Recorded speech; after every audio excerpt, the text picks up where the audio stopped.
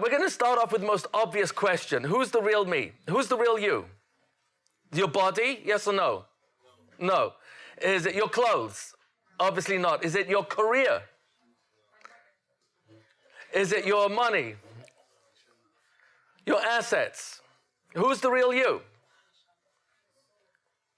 Your soul. In what sense is, how do we know the real you is your soul, and how do we get a grip on what that actually means? For those still awake. So we're here tonight to talk about reality thinking versus non-reality thinking. Because the real you, the real us, as we know, is really our mind. Our mind actually is our Neshama. We're going to talk about this with a few references. Your soul, your Neshama, is limited or unlimited? How do you know it's unlimited? Because God said so. Where did God say your soul is unlimited? All right, so we'll start at the beginning. It's a good place to start. I had a friend actually who went to a psychiatrist, and the doctor asked him, so tell me, what your issues are. He said, Doc, I have so many problems. I don't know where to start. He said, well, start at the beginning. Oh, okay. In the beginning, I created the heavens and the earth. I created the heavens and the earth? Oh, all right, never mind. He thought he was God. So we're going to begin at the beginning. When HaKadosh Baruch Hu created man, what is the description he uses to describe how man is created? Vayitzar Hashem Elokim Hashem. Yitzar, what's Yitzar mean? Comes from the word designed. Yatzar is designed. Bara means create. The difference between creating and designing is what? When you create from nothing. Only HaKadosh Baruch Hu can really do that. But Yatzar means you take something that already exists and then you form it, you shape it, transform it. This makes sense? Vayitzar Hashem Elokim Adam Afar min Adama. Man was created. Man was designed by HaKadosh Baruch Hu, Afar, the dust, the dirt, from the ground. So far, the component of man is that he's made from Adama. You are made out of all the minerals from the ground. V'yipach ba'apav, the verse is not finished yet, and he blew into his nostrils, nishmat chayim, a soul, and how do you translate chayim? So the King James Bible says life, and unfortunately almost all our translations follow. So one translation will be living soul. Let's do this very quickly. Chayim is lashon yachid or rabim. Is it singular or plural? Plural. So what's the correct translation? Lives. Thank you. Your soul is called nishmat chayim. The word chayim means lives. There is no word in Lashon HaKodesh, in biblical Hebrew, for the singular life. The word chai is an adjective. It means alive. Od Avinu chai. Our father is still alive in respect to Yaakov Avinu. Od Yosef chai. Yosef is still alive. There is no word in Lashon HaKodesh for life. If there's no word in Lashon HaKodesh for life in biblical Hebrew, what does that mean about the word that you and I say as life? What does that mean? If we've got a word in English and there's no equivalent in Lashon HaKodesh, and Lashon HaKodesh, biblical Hebrew, created reality. So it's in God's dictionary. Chaim is in God's dictionary. Chai means alive. There's no singular, there's no word for life in Lashon HaKodesh, which means what? It does not exist. There is no such thing as a life. Chaim means lives. That means that your soul is a nishmat, a soul of, the taf at the end of the word neshama means it's construct, which means it belongs to the next word. It's a soul of lives. Every time you come back here, that's another life. But really, it's not just that. It's this world is not the real world. Olam Hazeh is one life, but the real life is Olam Haba. Olam Hazeh is called Olam HaSheker. It's just a dimyon. It's not real. Even science agrees that the vast majority of what you and I experience is not real. Your granite countertop at home is solid rock. Well, it appears that way. But scientifically, what will a scientist standing next to you tell you? Out of this solid rock, how much of it is actually matter, physical reality, and how much of it is made up of empty space? And the answer is, there's an answer to this. Depends on which physical material you take, but granite is 99.99999. You've got to go 8 points till you get to the 1, meaning it's 99.99999% empty space. It's 0.011.000000009 spaces later, 1% physical matter. That means to say that the atoms are moving so fast that you and I, in our interface with this solid granite, experience it as completely solid. But in reality, in physical reality, it's actually mostly 99.9999999% empty space. This means to say, Olam Hazeh really is a dimyon. And it goes way beyond that. What you and I see is not real. Don't trust your eyes. That's not me speaking. HaKadosh Baruch Hu warns us. Lo taturu, don't follow acharei levavchem, your thoughts. We're going to get to that in a few moments. Ve'acharei einechem, don't follow your eyes. Why not? Well, whose eyes am I supposed to follow? Whose thoughts am I supposed to follow? If I can't trust what I see, what am I supposed to trust? And the answer is? A little louder, sorry? Trust Hashem, who tells me what reality really is. 10 points for Gryffindor. That was very good. Do you follow that? Do you follow? Yeah.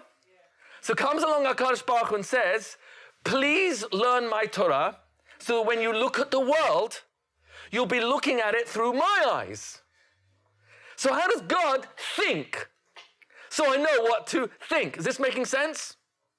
Because the real us is not our body, that's just a keli. That's just a vessel that takes us to where we go. But the real us is our mind. The word for mind, most of the time throughout Tanakh, is lev. Lev, unfortunately, because it's mistranslated in the King James Bible, it's popular to translate it as heart. But the majority of times, the word lev is not referring to your heart, it's referring to your thinking. The proof of that, and this you'll take from Maharal, he offers, whenever you want to know the meaning of any word, find it where it first appears in the Torah. So the first time that the Torah tells you the word lev is in the Perek Vav Pasuk Hey in Bereshit. Hashem saw ki rabarat Adam. The negativity of mankind was abundant. The kol yetzer and all the design, machshavot. What's machshava mean? Thoughts. Where do you do your thinking? In your mind. The kol yetzer machshavot libo. Rak kol hayom. All the design of the thoughts of his mind were negative all day long. You do your thinking in your mind. You don't do your thinking in your heart. So the correct translation there is actually mind. Shlomo Melech, we quote him every single morning in our prayers. Rabot machashavot belevish. Where do you do your thinking? There are many thoughts in the mind of a person. Rabot machashavot belevish. V'atzat Hashem hitakum. Really, God is going to have his way. And that's guaranteed. What's his way? So I'm trying to build a case here for first understanding that the real us is not our body, it's our mind, it's our soul. And the soul lives forever because it's nishmat chayim. It exists in this world and it will continue to exist in the next world. That's why when we make the baracha in Shemona Esrei, there are many topics in Shemona Esrei. Which one topic is repeated the most times? Anyone? Anyone here daven Shemona Esrei? So you take a quick scan. The one item that is repeated 5 times in Shemona Esrei is Tchiyat HaMetim. Go check it out. When we make the beracha, Baruch Atah Hashem Mechayeh HaMetim. Mechayeh HaMetim. Is it Yichayeh? He will revive the dead. Or Mechayeh. He's doing it now. It's in present tense. Do you hear the question? What do you mean you're doing it now? Tchiyat HaMetim hasn't happened yet. No. The main Tchiyat HaMetim that we're looking forward to is after Mashiach comes. But the main one is happening all the time. Every time a person dies, what happens to their soul? It's elevated and reunites to its original source. And therefore, Mechaye Metim, Hashem is constantly bringing life to the soul that is leaving the dead body when it's buried, and now it's reunited with HaKadosh Baruch Hu. So let me explain this a little clearer. When Hashem says, I made you out of two components, Afar min hadama, ve'yipach be'apav nishmat chayim. Two components, the ground and the soul breathed into us by Hashem kaviyachol. It's a metaphor in the lashon of the Arizal, that when you see a glass blower fashioning the shape of the glass at the end of this long tube, where is the glass getting its shape? From what? And the answer is your breath, which is coming from your lungs. So kaviyachol, so to speak, the essence of you, your air in your oxygen, as you breathe out, that is actually fashioning the glass. So Kaviyachol explains the Arizal, when Hashem gives the metaphor of him blowing in the nostrils of man, his soul which lives in lives, this world and the next, forever, as many Gilgulim, as many times we have to come back down again, that would be another life, another life, another life, says the Arizal, that you are Chelek Eloka Mima'al. Hashem Kaviyachol is breathing into you from his essence. And that's the language of Eov, and Chazal tell us, Chelek Eloka Mima'al is a reference to the Neshama, the soul that's breathed into you. Now listen to the curse Adam gets from Hashem when he ate from the tree. He got a number of curses. One of them was, you will return to the ground. Ki afar ata, ume'afar tashuv. You are dust from the ground, your soil from the ground, and you shall return to the ground. The problem with that pasuk is something is missing. What's missing? What happened to the soul? In the description of man's design and creation, there's two components. But when you talk about him dying, you only talk about the body going back to the earth. What about the soul? And the obvious answer is, you can't destroy it, it can't die. It goes back to where it came from, HaKadosh Baruch Hu. Oh, so reality thinking has to do with recognizing that we are our thoughts. Our soul is made up of our thoughts. Who is our teacher? I'll take your question or comment in just a few moments. Who's our true teacher? Your answer is correct. HaKadosh Baruch Hu. How do we know he's our true teacher? So let me share with you. Please be marked on me if I quote the Christian Bible. Are you okay with that? Please forgive me, because this is what we're doing all the time. How do we translate Rabbi? Teacher. What's the origin of that? The word Rabbi is translated by the Christians as rabbi, teacher. How do we translate Melamed? Teacher. That's the correct translation according to the King James Bible. How do we translate the word Mora? Teacher. Thank you. How do we translate the word Mechanech? Teacher or educator. Does anyone have a question? What's your question? Is your question on the Christian translation, or do you think I have a question on Lashon HaKodesh? Where's your question? The HaKadosh Baruch Hu chose 4 different names for what you and I call teacher, teacher, teacher, teacher. So who's wrong? Who's wrong, the Torah or the translation? Just be honest. Obviously, the translation. How can we have 4 names for the same thing? It's impossible. So please be mochmi if I quote. Am I offending anybody if I base the Torah on Chazal and not the Christian translations? Am I not? I don't want to be accused of breaking the Masorah here. I'm okay. Okay, so listen carefully.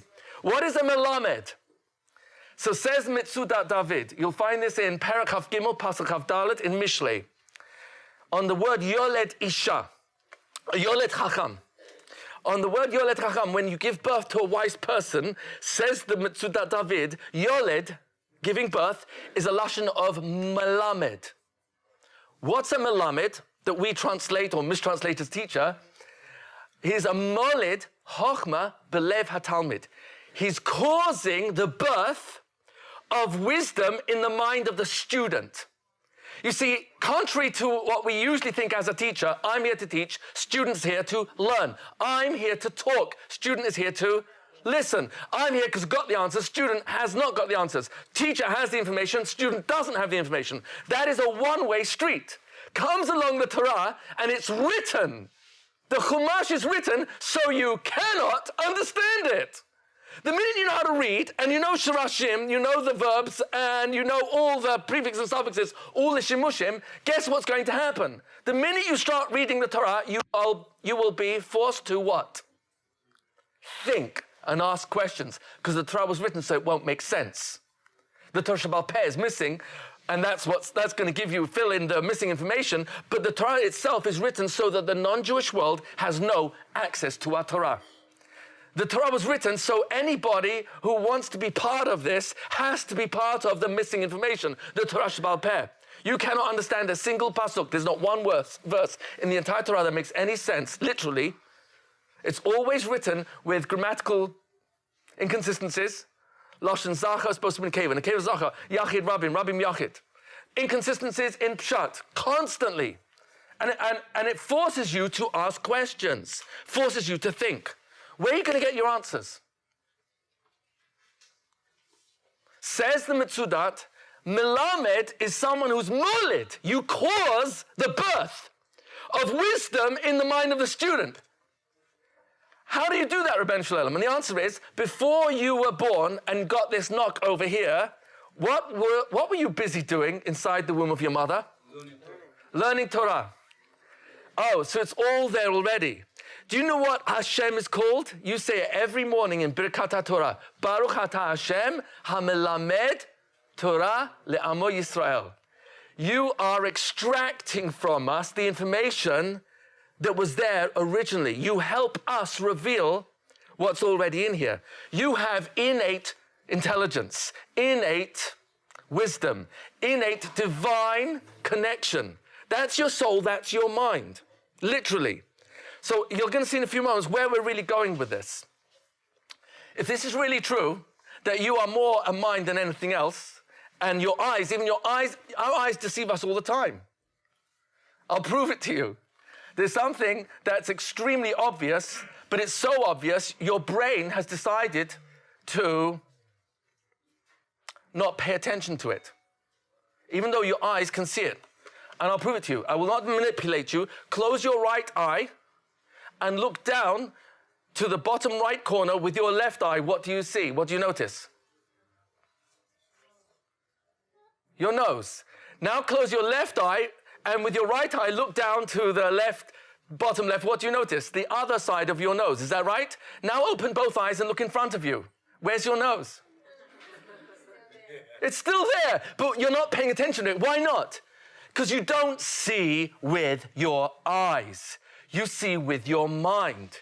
Your mind interprets what you see and even will block out what's literally, I can't say in front of your nose because it's even sooner than that. Oh, so you and I don't see with our eyes, we see with our mind. So if I've got an interpretation that's negative about life, about my wife, about my kids, about my spouse, about my house, about my health, about my wealth, I'm a poet and I know it. If I'm going to have a negative impression about you, my mind will tell me what I'm looking at. And if I don't stop thinking negatively about you, I will actually file the negative reports my mind has made about your character. And there's, in the Torah, how many mitzvot? How many mitzvot in the entire Torah? 613. How many of them instruct us what to think? How to use our mind? How many out of Taryag? It's an important question.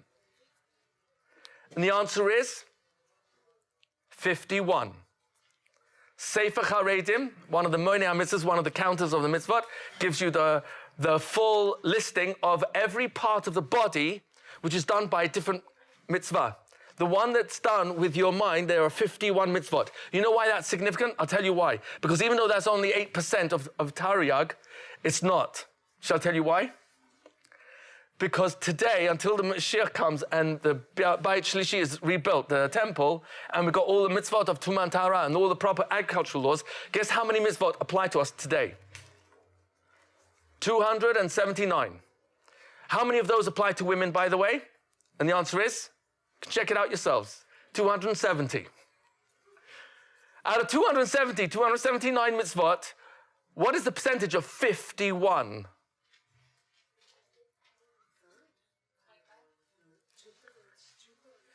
What is 51 out of 250? 1/5. It's approximately 1/5. Is that right? We can take a vote if you like. We can take a vote. Your mind is everything. What you think not just matters, it creates your reality. But there's two parts to this presentation. Reality thinking, non-reality thinking. Reality thinking, God exists in my life. Non-reality, it's your fault that I'm unhappy in my marriage. Non-reality, it's your fault that the children aren't going in the way of we raised them. It's your fault the finance is such a mess. I gave you the best years of my life. When I'm blaming other people, where's God? Out of the picture. So I'm in non-reality thinking. Jealousy. Lo tachmod, lo tit'ave. There's two mitzvot there. One is don't plan ways to get what the other person has. And the other one is control the desire. Jealousy is in the top 10, literally, of the Aseret HaDibrot. It got to the top 10. What's it doing there? Where does jealousy take place? In your pinky, your elbow, your kneecap? Where's jealousy? Oh, it's in your mind. Unfortunately, thanks to Christianity, please be merciful if I'm knocking Christianity. I'm not here to knock Christianity, I'm just explaining. They had an agenda. It was very, very clever. When they translated our Torah in the King James Bible, 1604 through 1611, the 64, I believe it was. No, 47, sorry. 47 cardinals. 46 of them were professors and cardinals. They were linguists. They were in the three most prestigious universities in the world, which were Oxford, Cambridge, and Westminster. Of course, all in England. Harvard didn't exist yet. It's only about 300 years old. You're going back 1604. These 47 cardinals had 15 criteria, conditions of how to translate our Torah based on the Hebrew Bible and the Septuagint, the Greek translation, and the Latin translation into an English, which King James wanted to be the final revised version of the Bible that no church would be allowed to read any other version of. So amongst those 15 conditions was that if any word in Lashon HaKodesh translates into a word that doesn't match Christian dogma, what should they do? Change the word slightly. So throughout Tanakh, and these were not Amei Haratzim completely because they knew Latin, Greek, Biblical Hebrew, Mishnaic Hebrew. They were grammarians. They were extremely precise in their Hebrew grammar. So they knew exactly what they were doing when they took words that don't match what it really means. But I'll explain. The word lev, they translate as heart. The problem, though, is that the word lev has 4 meanings throughout Tanakh. One is a metaphor, it's a mashal. Like you say, kafu tohamot belev yam. Every morning you say, the earth congealed, became dry, and in the depths of the center of the sea as we went through the Yam Suf. So there's no lev in the Yam, it's a metaphor, it's a mashal. But in the middle, it congealed. So you use that as a metaphor. There's no lev there. Sometimes, actually we had last week's parasha, Vayetchanan, not yesterday's, last week's, where Moshe Rabbeinu was described Har Sinai as Har Boeh ad Lev Hashemayim. The flames on the mountain were flaming ad Lev Hashemayim, till the heart in the skies. There's no heart in the skies. As Rashi explains, it means in the midst, the toch, in the midst of all that noise, and the fire, and the darkness, and the cloud. And in the midst of all that, that's what it means. It's simply a metaphor. Sometimes the word lev means your physical heart. Like Aaron HaKohen, Perek Chavchet in Parshat Tetzaveh, he wore the Choshen al libo, on, against where his physical heart was. And sometimes it can mean an icon of your emotions.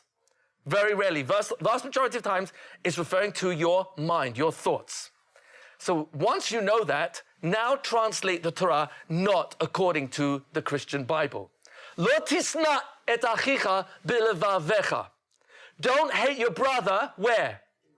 In your mind. Now the word lev means mind, but says Sefer Haredim, whenever the word lev is doubled over, levavecha or levavechem, it's referring to both parts of your mind.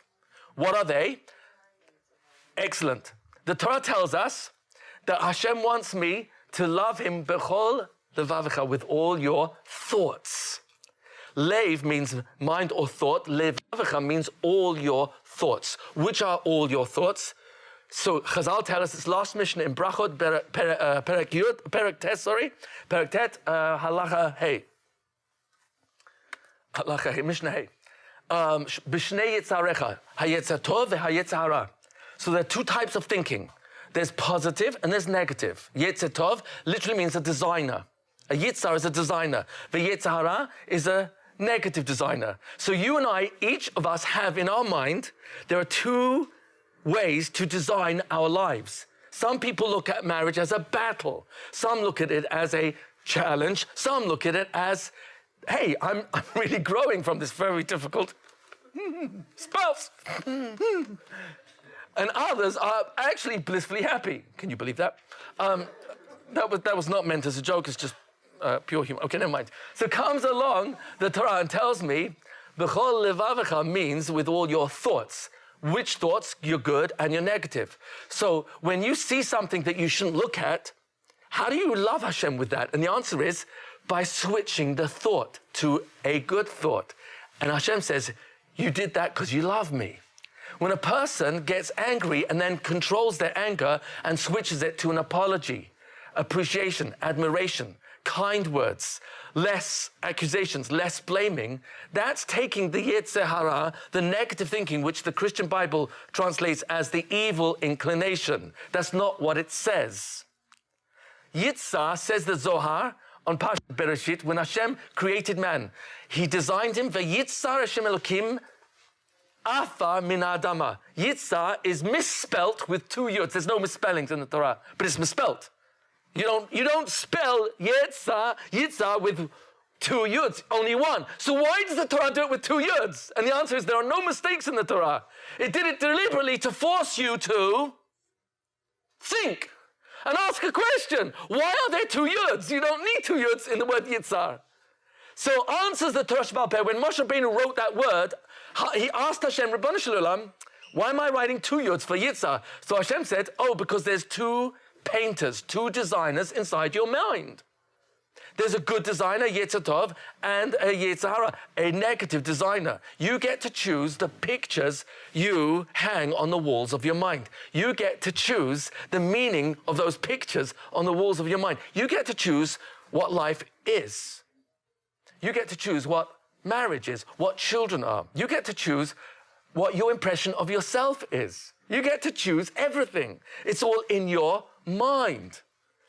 To be more precise, Likutei Moharan from Rav Nachman of Breslov, in Torah Mem Tes, in the first chelik of Likutei Moharan, in Torah Mem Tes, he actually says, Yitzar, the Shnei Yitzrim, the Yetzer Hara, hem ha-machshavot ra'ot, v'ha-Yetzer Tov, hem ha-machshavot tovot. So it's really spelled out. The Yetzer Tov is what you're when you're thinking good, reality. The Yetzer Hara is thinking negative, non-reality. Jealousy is what? Reality or non-reality? Why is it non-reality? Why? Why? And it's negative. Why is jealousy non-reality? What's the reasoning? Because if you were supposed to have it, I would give it to you. Because if Hashem exists, reality thinking, and he knows everything, and it's true that I say every morning, Sha'asali kol sarki, he's already provided, his past tense, already provided all my needs, then what you've got doesn't belong to me. And if I want something, I should work for it. And if I don't get it, obviously I don't need it. So that's called reality thinking. Non-reality thinking is every time I look, I say, God, I wish I had a wife like him. Oh, I wish I had a husband like her. Oh, I wish I had his intelligence. I wish I had her looks. I wish I had his looks. I wish I had his figure, her figure. And listen, if it motivates us to change ourselves, that's permitted, and that's positive jealousy. You can use jealousy to your advantage, because the Yetzer Tov, Yetzer Hara, how I think, negatively or positively, is not dependent on the shape of your body, or how much money you have that I don't, or the size of your home that's bigger than mine. It's dependent on what am I thinking. How do I interpret what you've got? And if I interpret your intelligence as hurting me, I will have a choice to either be hurt and resent you for your superior intelligence, better marks in class, or more letters at the end of your name in your career, or I will turn the jealousy into, let me work on myself. Let me read more books. Let me become more curious. Let me try and harder so that I can develop my mind like he has, like she has. So jealousy is not intrinsically negative, but Hashem, listen very carefully. If I tell you, don't eat that, drink that poison, obviously it's predicated on you having the ability to avoid it. Is that right? So every single lo taseh, every single don't in the Torah is actually a vote of confidence. When God says, don't be jealous, what's he really saying? I designed you with the ability to not be jealous. Hey, it might not be easy. I might have a very difficult background where I was put down and compared all the time to my brothers and sisters, and therefore jealousy comes very easy for me. But nevertheless, God says, hey, if I told you you can control it, that means you can. I've designed you with a mind that can control itself. Sinner, hatred, where does that take place? Your pinky, your elbow, your kneecap? Where's sinner? Lo tisna et achicha bilvavecha. Don't hate your brother in your thoughts. Because if I don't stop thinking negative about you, what's going to happen? And this is where it gets really bad news. If I don't control my jealousy, if I don't control my hatred, lo titor, don't bear a grudge. What's that mean? Rashi tells us, netira means guarding. Don't guard negative judgments about other people and remember what they said or did negatively against you, because that creates resentment. And if I go to bed resenting you tonight, guess who's not sleeping a good night? You or me. I'm suffering. And Hashem says, Lo tito, don't hold a grudge, don't bear a grudge, don't remember negative things people did or said against me. And where do I have to work on that? Oh, that's my mind, that's my thinking. So Hashem's giving me a vote of confidence that I can control my interpretation of dad, mum, brother, sister, in-law, friends, neighbor, boss who's really not nice at all sometimes. It can be very unappreciative and very demanding and over micromanaging, drives me nuts. And Kadosh Baruch Hu says, don't go to sleep with it. If you want the mitzvah of tochacha, where you ask them, my friend, lama asita kacha, why did you do that or why did you say that, and give them a chance to apologize or explain, that's a separate mitzvah. But the mitzvah of lotito means don't hold a grudge over here. Lotikom, don't take revenge. But where's that start? Oh, planning how to get back at you. You got me, I'll get you back, but much worse. Lotikom, don't take revenge. Where's that start? It's controlling the mind. Is this clear? There are so many mitzvot of the mind. Betzedek tishbot amitecha. What does that mean? You saw someone do something wrong. And it's possible in your creative imagination to select an interpretation that puts them in a positive light. Which of the two does the Torah ask you to select? What you heard and saw, or start exploring your creative imagination and come up with any story you can that puts them into a good light? Which of those two does the Torah ask us to do? Look for the good. Look for the good. And if I can't find any, what will I say to God? God will say, look, if I told you Betzedek tishbot amitecha, which has several meanings. One is for judges in court. That's one of the meanings of that mitzvah. that I have to be righteous in how I judge them. So you don't get to sit down while this guy stands up, and you don't get to have less time than he does to speak. It's got to be equal. But there's another explanation, which is this, it's also the same mitzvah. B'tzedek tishpot amitecha is the source for havidan et kol adam lechav zechut. And that refers to all of us who are also judges. Because you and I are judging every waking moment of our lives. We're judging ourselves. We're judging God. We're judging the world. We're judging our husbands, our wives, our children, our careers, our boss, our co-workers, our neighbors, our neighborhood, our leadership, our community. We're constantly making judgments, making decisions. And God is telling me, please be in control of my mind. Because if I don't stop thinking negative, I'll end up feeling it in my heart. Oh no. If my heart, the icon of emotions, gets controlled by jealousy, hatred, resentment, interpreting you negatively instead of positively, but tzedek tishpot amitecha, what's going to happen to my emotions? They become angry, bitter, frustrated, resentful. And now what might happen is, guess who becomes in control of the real me? Me or my emotions? That's dangerous. When my emotions take place, that's really dangerous. But the good news is this: your emotions are completely helpless without your thoughts. And the reason why Kodesh Baruch Hu, there are several reasons. Why did Hashem allow the word lev to have more than one meaning? The simplest answer is, most of the time, you and I are not paying attention to what we're thinking. But you know what's much more obvious? What we're feeling. So if I say I'm feeling very frustrated right now or very angry, what am I really saying? What am I revealing? I'm revealing I've got angry thoughts, frustrating thoughts. Do you understand? The reason why Hashem wants the word lev to mean both my thinking and my emotion is because he wants me to understand that my emotions are clues. They're very big clues for me to understand me. That if I'm frequently angry, what does that say about what's going on in my mind frequently with the person I frequently get angry with? I'm thinking negative about that person. Is this making sense? So Hashem gave us the emotion in order to reveal to ourselves what we're thinking.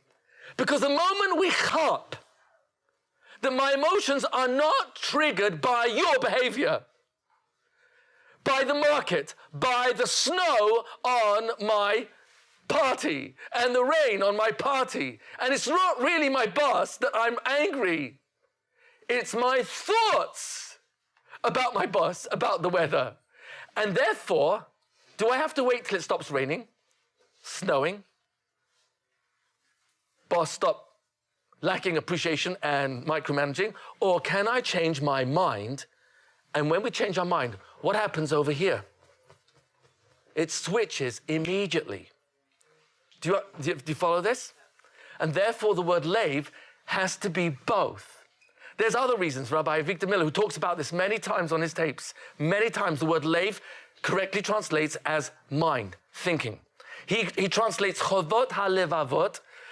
He avoids the translation that is classical based on the Christian translation of lev. He doesn't translate it duties of the heart. He calls it duties of the mind, because that's what it means. Do you follow?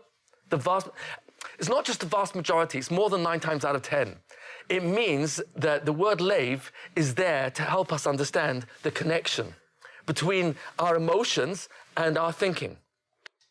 And it's very liberating.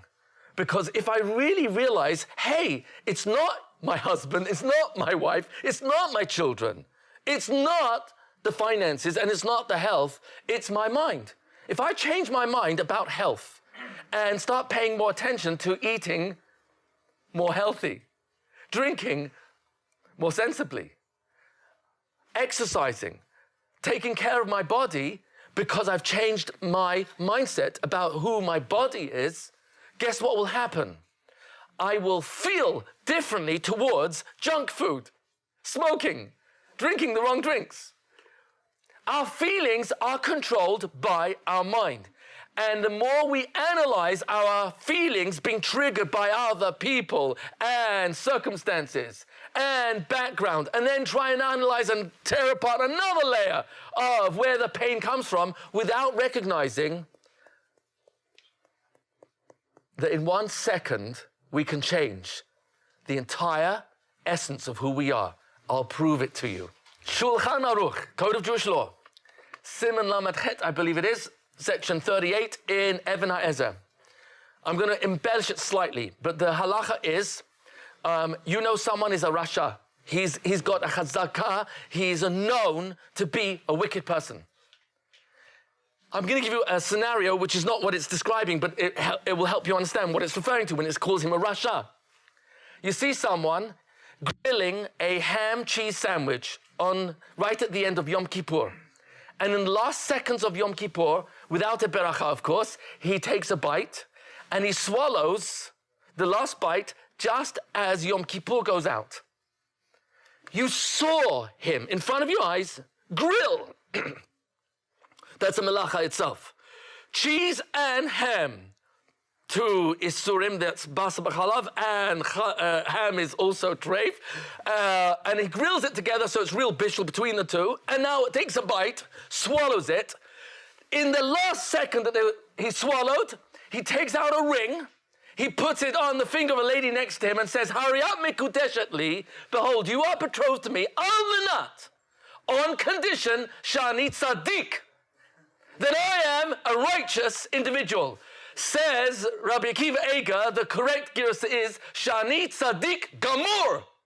I'm completely righteous. What's the halacha? Mikudeshet, is it a valid marriage? Yes or no? Yes. Interesting. Yes, it is. What's the reasoning? Shema, perhaps, here teshuva belipo. In the moment between swallowing and saying, you are betrothed to me on condition I'm a completely righteous individual, perhaps he had a thought in his mind. Here, teshuva belibo. Oh, really? And therefore, mikudeshet. It's a valid marriage, and if they don't want to stay married, then you need a real divorce. Do you follow the... Now let me share with you, how does God look at the world? Positive, negative, somewhere in between. What's called reality thinking? We already know anger is not reality. Jealousy is not reality thinking. Having a grudge against another person, I'm out of reality. It's not just I'm out of reality, I'm not living. Because every moment I'm angry at the world, Hashem, people, my life, my body. I'm angry with my children, my siblings. I'm losing in that moment who I really am. I'm a mind that's supposed to be paying attention to God's reality, and the more I'm in tune with his reality, the more we are aligned with the real world. What's the real world? It's all in Bereshit. It's any clues you want of how we are, just look in Bereshit. At the end of each day of creation, except one, Hashem gives a report. Well, he gives a report at the end of each day, but there was one he missed out the full report. At the end of each day, Vayar Hashem ki tov. Now, if God says something's good, that must be pretty good. Do you agree? I mean, if I give a hechsher, it's relative. But God gives a hechsher, oh my gosh, do you agree that probably everyone should accept that hechsher? Do you agree? It says he said it's good. Do you agree? Yes or no? Now, what's good? The world's not finished. What's good? The earth appeared on the 3rd day. The 4th day, the sun, moon, and stars there put in their locations. The 5th day, all the birds and the insects. The 6th day, all the animals. And then man himself right at the end. And at the end of each day, except for the 2nd day when the waters were split, if something is meant to be together and it's split where it's not meant to be, then Hashem said, I can't say that's toiv. But he made up for it by saying toiv twice on the 3rd day. But what was so good? If God is saying it's good, he's thinking it's good. You know, listen, I'll ask you like this. Have anyone got teenagers? Anyone here got teenagers? So you appreciate why some animals eat their young. But it's pure humor, it's not a reflection on reality whatsoever. So let's say you go into a teenage room. Oh my gosh, you know, your room is so tough. You know what? You want to be able to use my car Saturday night, Sunday? Then you've got 6 hours to make your room completely tidy. That's it, 6 hours, that's it. You come in 1 hour later and you look at the room, oh my gosh, what a mess. It's much worse than when we started. You come in an hour later and you give your report. This is crazy. It's just total chaos here. Third hour, you come in and you start noticing, oh, there's a pile of dirty linen here, a pile of books, and you start noticing, oh, things are starting to be put in their place. And by the end of it, then you realize, oh, there was a process that until it switched from complete chaos to starting to look tidy and eventually be tidy, I would easily fall into the trap of thinking it's not good. So God comes along and about his own unfinished job says it's good. Really? Yes, process is good. Now watch this. When was man made? Sixth day. Which hour of the sixth day? Gemara, Sanhedrin, Daf Lamed Het, page 38. Check it out. The body was created in the third hour. His body was taken from different continents so that wherever it would be buried, that ground would accept him because it contributed to his body. So it's part of that land, literally. Fourth hour, Nizrak bo nishmato. In the fourth hour, God injected in him his Neshama. Fifth hour, Amad beraglav. He stood on his feet. Standing is always a metaphor for independence. That's where the English expression, he can stand on his own 2 feet. Independence. Sixth hour, he names all the elements in creation, all the animals, he gives them names. He had Dat Elyon. Hashem had given Adam a mind. Where did he get his mind from? Hashem himself. So he had such a perfect mind, he could see which otiyot, which letters Hashem had to pronounce to create every element in creation, and he was able to identify what the names of every single element, every single animal. Seventh hour, he married Chava. Eighth hour, she gave birth to Kine and to Kine, Pebble, Kine and his twin sister. Ninth hour, he gets a Savoy, he gets a command, don't eat from the tree. 10th hour, he ate from the tree. 11th hour, Hashem sits in judgment.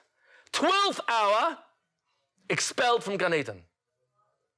At the end of the 12th hour, just like at the end of every other day, God sits down, so to speak, to give his final report.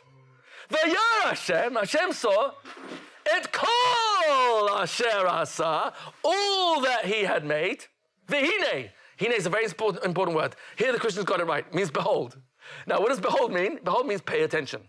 Now, every letter, word in the Torah requires me to pay attention. But when Rabbi, the master of the universe, actually wrote in his Torah, Hine, please pay attention, that means, oh my gosh, there's something extra special that's been communicated, a message I must not miss out on. Hashem saw all that he had made. V'hine, pay extra attention. Tov! Ma'od! It's exceedingly good. Rabbi Adam just ate from the tree, set back the Tikkun HaOlam, fixing the world, as we now know, almost 6,000 years. Why is it so good? What's so good? Do you understand the question? Do you understand the question? This is his report at the end of the 12th hour. It's seconds, maybe minutes after Adam blew it. He was only given one Savoy. Actually, he was given 2. The first one was, eat from all the trees. Mikol eitz hagan, from every tree in the garden, achol tochel, please eat, enjoy. Wow, focus on the good. Umeitz hadas tov ra. Oh, by the way, the tree which is in the middle of the garden, tov ra, that's the only one you can't eat from. Thousands and thousands, if not tens of thousands, if not hundreds of thousands of trees in Gan Eden. Please focus on enjoy. Mikol eitz hagan, please take from every single one. Enjoy this beautiful world. And he blew it. What's so good? Tov ma'od? How can you say that? What's Rabbi Shlomo's answer? Please don't look at the world through your eyes. There's a much bigger picture. You see, I gave Adam the ability to change. How long does it take to change? 1 second. He'd already offered Adam a chance to change when he asked him, why are you embarrassed about being naked? Oh, did you eat from the tree I asked you not to eat from? And that's why you're feeling embarrassed? Now, why did Hashem ask him a question? Why? Why? Why didn't you just zap him straight away? What was he inviting him to do? Teshuvah. Says the Medrash Haggadah, check it out, Medrash Haggadah, Rashi quotes it many times. The Medrash Haggadah on that pasuk tells us that had Adam said one word, chatati, I made a mistake, what would Hashem's response be? He would have been mochel him. Mechila, by the way, is very strong language. Mechila is lashon macha, which means erase. It's gone. There's no record. But what did he do? Ha'isha, the woman. Who's he blaming? Ashena tata imadi, that you gifted to stand by me. Who's he blaming? He's blaming Hashem for the gift that was given to him instead of taking responsibility and saying one word. So Hashem says, I'll deal with you later, turns to Chava and asked her, why did you eat from the tree? What was he hoping she would say? I made a mistake. But instead, she blamed the snake. Hanacha shishiani, that snake dissuaded me. It's in that context, HaKadosh Baruch Hu, I could never say these words, the Gemara in Avodah Zarah, Daf Gimel tells us, he was called a kofeh tov. Adam was called, kofeh is the original from the English word cover. Kofeh means to deny the good of marriage. Deny the good of a partner that was created to partner with him. Oh, and he took that gift. Natata is a lashon of matana. Ha'isha asher natata imati. The gift you gave to stand by me, he was kofeh tov.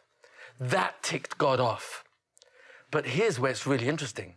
Had Chava said one word, chatati, says the Medrash Haggadah, Hashem would have been mochel, he would have forgiven both of them. Not just Chava, both of them. That's the power she had. It takes 1 second. So Hashem answers, don't get stuck with what you see and what you read. There's a much bigger picture. Man can change in a moment. Teshuvah takes a second. Even if I fall again and again and again, it doesn't mean my teshuvah before doesn't count. It counts every single time. And what's really interesting, and this is quite astonishing, is who gets more points? The one who doesn't do any mistakes, or the guy who does mistakes again and again and again and again and keeps doing teshuvah? Guess who gets more points? Now, don't get carried away with this, but the answer is lefum Sarah agra. If someone has an addiction, asks for shalom, and pulls out, but it's up, down, in, out. He's looking and shouldn't. And he pulls himself away and then falls a few days later and does whatever he does. Up, down, in, out. Don't give up, start again. Says God, don't worry. I created man with the ability to change. Do you follow? So in God's mind, he wants us to realize he's telling us, focus on all the beautiful world. Oh, I gave you one Savoy? Okay, but the vast majority is enjoy this world. And even when man makes a mistake and blows it and sets us back, we're here fixing, and we die because of Adam. He brought death to the world. And Hashem says, no, I want you to know the world is exceedingly good. And Chazal tell us, when Moshe Rabbeinu said, Rabban Shalom, when you said Tov, but now you're saying Tov Me'od, what's the Me'od that could possibly add to your Tov? Your Tov must be perfect. So how much, what's mine referring to? If it's your time, it's got to be perfect already. You know what God answered? It's unbelievable. It's the Medrash Rabbi on that pasuk. Ma'od is referring to the Yetzer Hara. You know what's really good? Negative thinking. Really? Why? Why? Because when we turn ourselves around, are we weaker or stronger? You get into a conflict with your wife, with your husband, and you make shalom, and you talk it through, fight it through, and afterwards, what happens? Oh, you're stronger, get more mature, more admiring, more understanding, more listening, more empathic, more giving, more sensitive, more grateful. Oh, the Yetzer Hara is very good, not good, very good. Death, the Medrash Rabbah adds on, death is very good. Yisurin is very good. Really? What do you mean Yisurin is very good? Suffering is good? No, it's very good. What are you talking about? When do I really appreciate my body parts? Anyone been on a skiing trip and broke their leg or had an arm in a sling and said to themselves, I can't wait till I get out of hospital. I can't wait till I'm out of this cast. I'm gonna be so happy being mobile again like I was before. I'll be a different person. So sometimes it wears off. But the purpose of the negative is to appreciate the positive so I don't take it for granted. Oh, the worst thing we think is death. It's not true. It's not true. Because if we really believe that life is this world and the next, death is only a short vacation of their body. But when we reunite, how long will that be for? Oh, forever. That's God's thinking. That's called reality thinking. That's why we do mourn 7 days, 30 days, a year for a parent. But beyond that, Hashem says, don't mourn more, because then that's giving the impression that you're never going to see them again. Don't say never. Don't say, I'll never see them again. I'll miss you forever. Don't say that. It's not true. That's not reality thinking. We're going to be reunited, and it's coming soon. Hold on tight. Reality thinking is what enables us to take control of our minds and therefore our emotions. Our reality thinking enables us to let go of resentment. Reality thinking allows us to reduce the complaining and anger and frustration and the accusing and the denying and the excusing and replace it with gratitude, which is the reason we're truly created. Gratitude, yahoodi, the essence of which is Hadar, which means grateful, and also means vidui, because vidui means to admit, I owe you. That's why gratitude and admitting are the same Cherish in Lashon HaKodesh. There's much more to be said on this subject, but if you look at all the Mitzvah'D of the Torah, which have to do with your mind, Yirat Shamayim, where's that take place? Ahavat Hashem, Ahavat Yisrael, it's all thoughts in the mind. Ve'afta l'recha ka'amocha. If you are being commanded to love your neighbor, friend, ka'amocha, like yourself, that's telling you two very important messages. That your friend is loveable. There are parts, qualities, virtues in their character, in their behavior, that God says you can love. Otherwise, I wouldn't command you. And if he's also telling me I should love them like I love myself, what's he commanding me to do? Love me. I have a mitzvah to love myself. Who's the real me that I should love? Oh, the Tselem Elokim. We were created in his image. The Neshama in us is a chelik Elokah mimal, from Hashem himself, is inside of us. And that is told 3 times that we're created b'tselem Elokim. Chapter 1, verse 26, 27, and chapter 9, verse 6. We're reminded 3 times that the real us is not our body. The real us is our mind.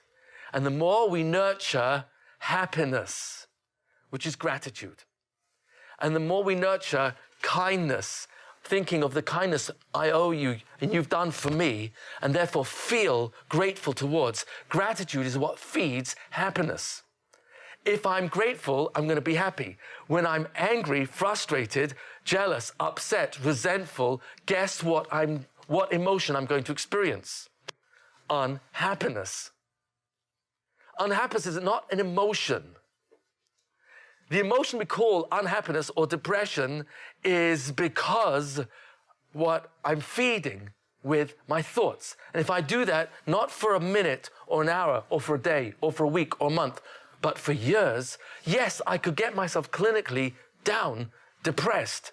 But really, it starts with who is riding this horse? Is the horse taking the rider for a ride, or is the rider actually controlling the horse? And you and I, we could guess who it is, but really you can't be certain. The mind is the rider, the horse is the body. The mind is the rider, the horse are the emotions. Who's in control? Who do we want to be in control? Jealousy is not real. Gratitude is for everything you've given me. And when we say, God, I'm grateful and for everything give me, guess what he's more willing to do? Sign a bigger check and give me more. Because then I'll be more grateful. Really? Oh, hasamech b'chelkoi. He's enjoying his chelik. That's the ashir. That's true wealth. But listen carefully. There are three meanings in chelko. I'm happy with my lot. Hasamech b'chelkoi is referring to his own chelik. But it can also mean, says the Nefesh Chaim, hasamech b'chelkoi. I'm happy with his chelik. I'm happy he has his chelik. I'm not jealous. And therefore I'm able to be happy with mine. Do you follow? It's a simple logic. But the ultimate simcha is hasameach bechelko. I'm happy with the chelik he has given to the world, to me, to my friends. Oh, really? Happiness is not what happens to us. Happiness is a choice I make to notice the good that's in my life, in my wife, in my children, in my home, in my health, in my wealth. Happiness is not our body. Happiness is not even our health. It helps a lot. But happiness ultimately is, what am I thinking? What am I focusing on? What am I paying attention to? The good in myself and in you and the beautiful world you've created. And the more we do that, the more we experience the emotion we call happiness. But really, the emotion we call happiness is the product of what? I'm thinking. Happy thinking. Good thoughts equals a good life. Happy thinking equals a happy life. I'll close on David HaMelech. You can't get better than him. Here he is, lined up with his brothers. No, he's not lined up. Shmuel HaNavi doesn't get any nevuah with all the brothers, sons of Yishai. And so he asks Yishai, is there anyone else? He says, yeah, I do have another son, but I didn't think to line him up because we're not sure about his legitimacy. It's a suffix whether he's a mamzer or not. That's really unbelievable. So he was completely rejected. How old is David HaMelech at that age? 29. He's called in from the fields, and what's Shmuel HaNavi's? He's a Navi. What's his first impression of David HaMelech? Oh my gosh. He's red-faced, red-haired. Oh my gosh. Who Edomi? Edomi means he's got all the traits outwardly of Esav. And what does Hashem say to Shmuel HaNavi? You're a Navi. What are you doing looking at the outside? Says HaKadosh Baruch to Shmuel HaNavi. Since Shmuel Aleph, Perek Tet Zayin, Pasuk Zayin. Vayome el Shmuel, al tabet el mar'ehu. Don't look at his appearance, what you're seeing with your eyes. Don't look at the height of, now he's referring, to Eliav, who was extremely handsome, very tall. Ki ma'astihu. I've rejected him. Ki lo asher yirah ha'adam. When a person's looking, that's not what they're seeing. Ki adam yirah le'einayim. A person looks with his eyes. V'Hashem yirah le'vavav. But Hashem looks at the thoughts. Because that's the real person. And what's David HaMelech? Hu Edomi im yafe einayim, with beautiful eyes. V'toiv roi, and he sees good. David HaMelech was someone who was accused of stealing from someone in Bethlehem. He was brought to Bet Din and he was convicted. It was not true. He was innocent. Do you know what he did? He paid it in full, and the first thing he did was ask Hashem to be mochel him. That the person who was accusing him should not be punished because he was innocently punished. That's what was going through his mind. He had a beautiful eyes. What's beautiful eyes mean? He looks at the good inside other people and assumes it. David HaMelech was able to carry that throughout his life. You look at all the Pesukim that talk about his interaction with Scholl and other people, his own confidants who wanted to kill Scholl, and he wouldn't let them. No, don't you know who he is? He's Hashem's king. Hashem made him king. When Hashem wants me to get the kingdom that he's anointed me for, he'll do it, but I'm not going to take it away till Hashem's ready. David HaMelech was looking at the world with the eyes of Hashem. The world is good. People are good. People make mistakes. They can do teshuvah. There are Reshaim who can do teshuvah. So this is only, we're talking in basic principles of how the mind works. I close and I truly mean it. Machloket. Where does that start? That you're not like me. I don't like what you think, or the way you behave, or your way you want the shul to be, or the community to be, or the leadership to be. It's all about my complaining.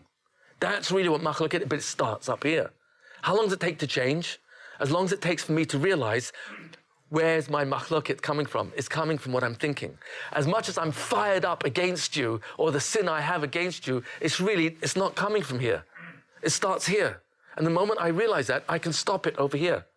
But if I let my emotions take over my mind, I'm in big trouble. Because now, every time I look at you, it makes no difference how good you are, my emotions will rule my thoughts.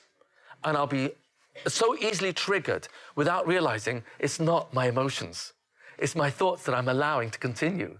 But the moment I know I'm in control and I don't have to blame, I can change the only person I was created to change. And if I'm a big Bal Machloket, I have a lot of sinner, and I change, lefum Zarah agra. According to the difficulty is the compensation. Oh, so we're here to change our minds. We're here to nurture ourselves. We're here to mine our minds. We're here to dig to the good that's already in there, because Hashem is melamed Torah le'amo Yisrael. He's helping us extract the Neshama, which is already in us, the good that's already in us, the connection we feel to other people. And when we change ourselves, the world changes in response to a different us. In the zechut, in the merit of us knowing that thinking is the most important part of who I am. And that when I come up to Shemayim, the only part that I bring is not my body, it's my mind. And the complete accumulation of all my thoughts, not my emotions, all my thoughts that I had during my lifetime, and Hashem will judge us based on, were we dan l'chavschus? Were we grateful? Did we turn around that anger? Not did we never get angry, did we get angry? Yetzer tov, tov me'od. Yisurin, tov me'od. Hashem's not worried about the Yetzer Hara. He tells us, no, you can turn it around. It's all in my choices of what I'm going to think. In the zechut of that, may we zocher to have much simcha in our lives. Amen. Amen.